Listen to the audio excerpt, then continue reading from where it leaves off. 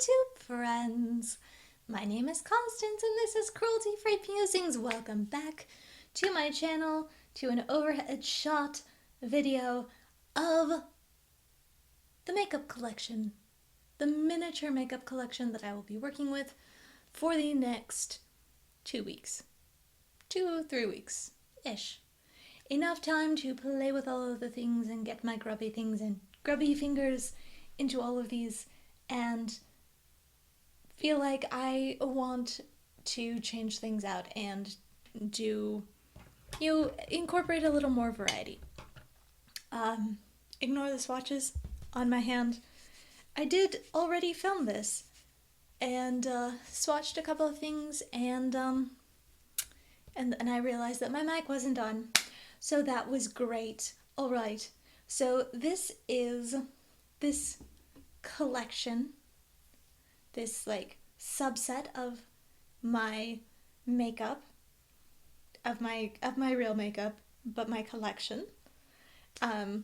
This is what I'm going to be working with for the next couple of weeks. Let's quickly go over things that are going to remain a constant. Okay, so this is my only setting spray.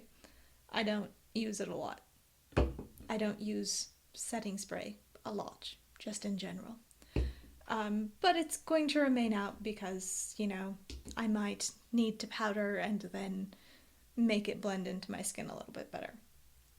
These are my, these all are my lip treatments. So, like these three, pull them out. These three are tinted lip balms. And then the other two are colorless. This is a Essential Lip Enhancer Conditioning Lip Treatment from Julep that I got as a sample. It's almost done. And then this is a sunscreen lip balm, which I love, and I wish it was available at other places than just Yes Style, because it's so hard to find a sunscreen lip balm without fragrance. Oh my goodness, so difficult. Alright, other things that are always going to remain in here, my eye primers. This is my glitter primer, this is my regular eyeshadow primer, Too Faced NYX. This I'm trying to hit pan on. This is the Cover FX Pressed Mineral Foundation. I have a little dip in there, you can maybe see it, but I've had it for a couple of years. And I feel like it's time to move it on out. Other things, this is a segment for Project Pan. This is a segment for Project Pan. And then this palette is in a Project Pan. This is the Nubian 2 by Juvia's Place. And then I only keep one mascara open at a time, so this will stay in here until it gets used up. Alright, so let's quickly go over the things that are, oh, and these are minis. I feel like they would get lost and forgotten if I moved them out and into other parts of my collection. This is the Buxom Full-On Lip Polish. This is in the shade Dolly.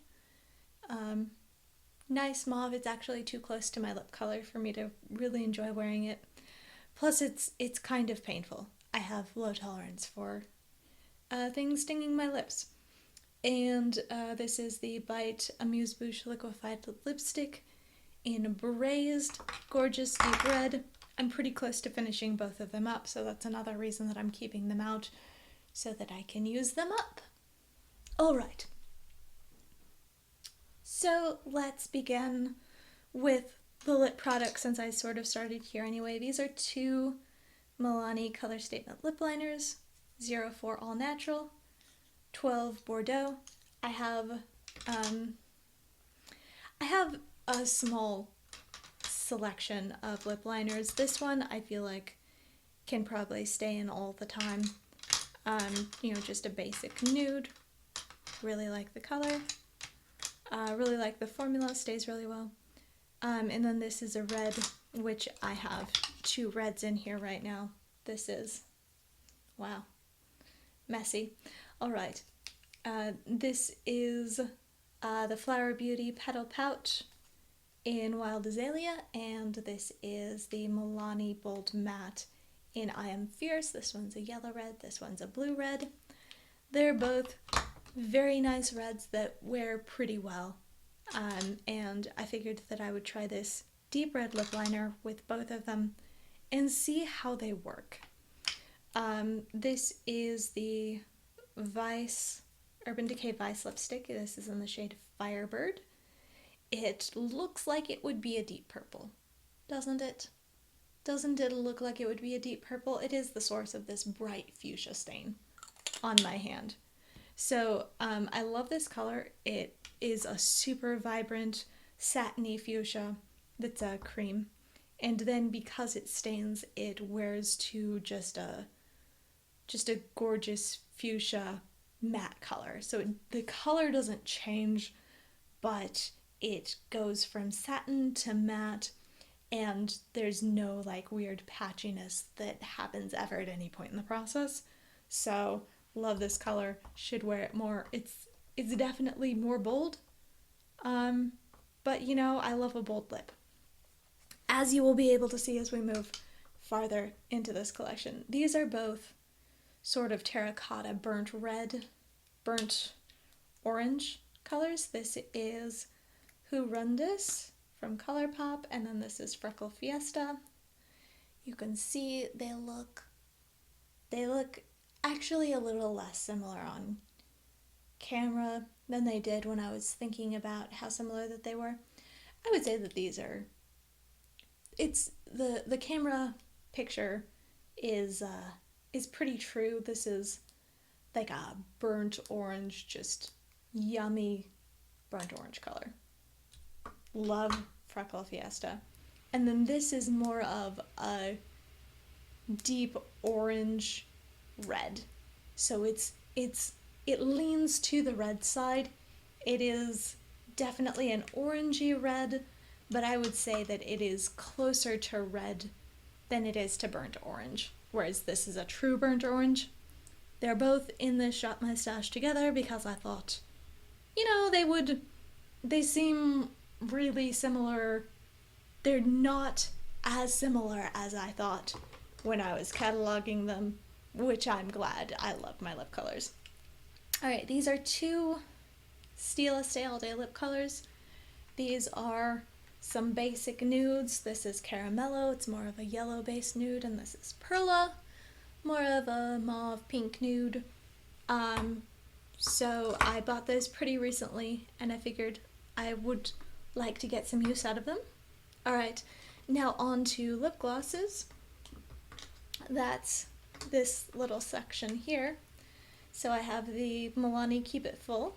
This is in Soft Rose, and this one is in Prismatic Peach. Then this is the ColourPop X Disney Villains collection. This is the Ursula color, Sad But True. And then the Huda Beauty lip strub in Fearless, and this kind of just always stays in because I love that it's purple. I love that I have a purple lip gloss and that it has a gold flash. That's just, look, I don't have an explanation for why I love that particular lip gloss so much, but I do. I love it. It's fantastic. It always stays out because I never know when I would want to reach for it. The answer is rarely. The answer is rarely. I rarely want to reach for it, but it's always out. This is the Bare Minerals Original Foundation in Fair 01. It's like a full shade too dark for me. I can't wear it all over my face. It looks like I am... It just looks like I'm very bad at matching foundations if I wear this. Which I'm not. I'm not terrible at matching foundations. It's just that this one doesn't come in a shade light enough for me. but it does come in a shade that works well as a contour powder. So that's what I use it for. I use it for if I want just like the faintest shadow under my cheekbones. That's what I use it for. Not like a sculpting bronzer, but a true contour cool tone powder. This is the e.l.f. Poreless Putty Primer. I have been using it for not that long when you consider that I bought this at the beginning of the year. I'm trying to gather my thoughts and discover whether I think that this helps my makeup last longer. I think it might, but further experimentation is warranted. This is another Project Pan section. So let's hop back here and look at the color products. This is the Urban Decay Afterglow Blush. This is in the shade Rapture. It is basically plum. Let's do these next. Okay, this is the Ulta Beauty Boarding Pass Blush and Bronzer, Cream Blush and Bronzer Duo. It comes in this kind of rose pink and warm brown combo, and I bought this, I don't know, maybe a month ago, and I haven't really used it yet, so I figured that would be a good thing to shop my stash for. This is the Physicians Formula Butter Bronzer. They're no longer cruelty free because they sell in China now. So this one I am low-key trying to use up. You can see I already have pan in it because it was in my Project Pan last year, and I was successful, hit pan. Let's just hop over here to finish off the complexion colors. This is the Ofra and Samantha March Start Inspired highlighter. So this is rose, this yellower one is Star Island, and then this pinker one is Pillow Talk. I've used Star Island. It's a gorgeous highlight. But yeah, I bought that pretty recently and I want to play with it more. And now hop back over here to catch up with the complexion products. This is the Revolution Conceal and Hydrate Concealer in C3. It's a little bit too dark for me. And then this is the e.l.f. 16-Hour Camo Concealer in Fair Warm. This is a little too bright for me, hence why they're both in here. I was like, you know what, C3 I know will be too dark for me. I can try to use it to mix with a concealer and that's too light for me and see if I like it better. This works as a subtle, as a very subtle color correct under the eyes. You know, put it underneath my foundation, just on the darkest spot of my eye, a la Robert Welsh. But it is a little bit too dark for me to use on top of my foundation as like a spot concealer, but I can wear it on its own as a spot concealer, especially paired with a brightening concealer in the high points of my face.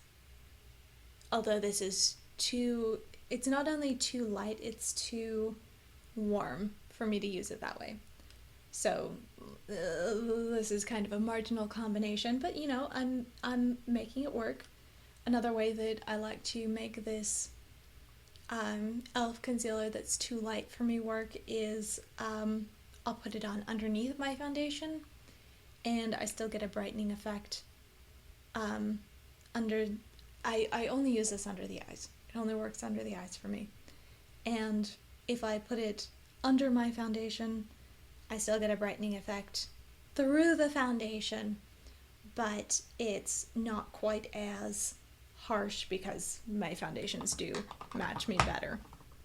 Speaking of foundations, I have the Anastasia Beverly Hills Luminous Foundation. This is in the shade 100N. I have been doing, I've been playing with the Sephora shade match tool, and based on my swatch in store, when stores were a thing, of the Fenty Beauty foundation in 110, I match based on that. Based on that, Sephora says I should be in 130N. So I am not sure what the difference is between 100N and 130N. When I look at the swatch pictures, they look like they're similar in depth, but this one might be a little bit yellower than 130N. I really like that foundation, and, if I use it up and repurchase it, which I might, I'm a long way away from it right now, but I might, then I might try 130N, just to see how it works. Then I have two foundation sticks. This is the Revolution Fast Base Stick Foundation in the shade F1, hence why C3 is too dark for me. C1 is probably a better match. C2 is fine, but it's more of a yellow base. So correct depth, but wrong undertone. And then this yellow dot to the contrary notwithstanding, this is very fair cool, and it does seem to be a good shade match for me. I've only worn it a couple of times, but it doesn't wear super long, but that'll be one that's interesting to pair with the e.l.f. Poreless Putty Primer, just to see whether it extends. And then I also have this sample of the Luminous Silk Foundation from Giorgio Armani. My sister tried it out and she was like, I have an extra sample, do you want to try it? You're fairer than me. Maybe the shade 2 will work for you. And I was like, sure, I'll try it. So, at some point, before I've had it a year, I'll try to use that. Alright, and then I have two palettes in here that are both pretty new to my collection. Speaking of my sister, this was her birthday present to me. This is the Natasha Denona Mini Retro. I have used this all of about twice. This is a really nice transition shade for me, just like perfect depth. Just a little bit of definition without being, without being too dark. And then this is very gray, but you can build it up to be a little bit more green. This is a nice basic shimmer, and then these two are very sparkly. I would say that the sparkly shades in particular apply better with your finger than with a brush. If you use a brush, probably dampen it. And then this is the Aurora palette from Alter Ego. Gorgeous.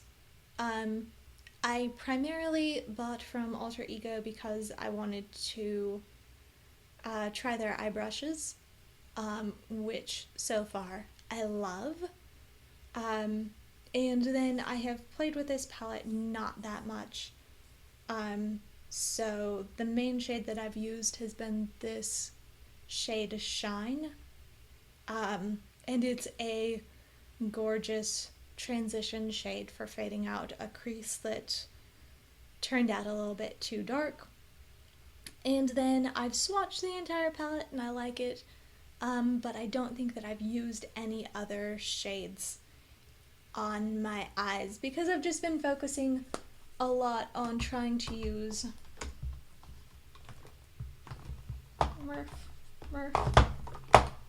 I've just been focusing a lot on using my Nubian tube like basically every time I do my eyeshadow. So yeah, so that is my subset the subset of my collection that I'm going to be playing with for the next 2 or 3 weeks. When I update you, I'll let you know how I feel about the cheek colors and the base products, what kind of eye looks that I made, what kind of lip colors I used and how I feel about them, combinations, all of that. And with that, I hope you enjoyed or learned something or both. Thanks for watching. Like, comment, subscribe, do whatever you feel like, and goodbye for now.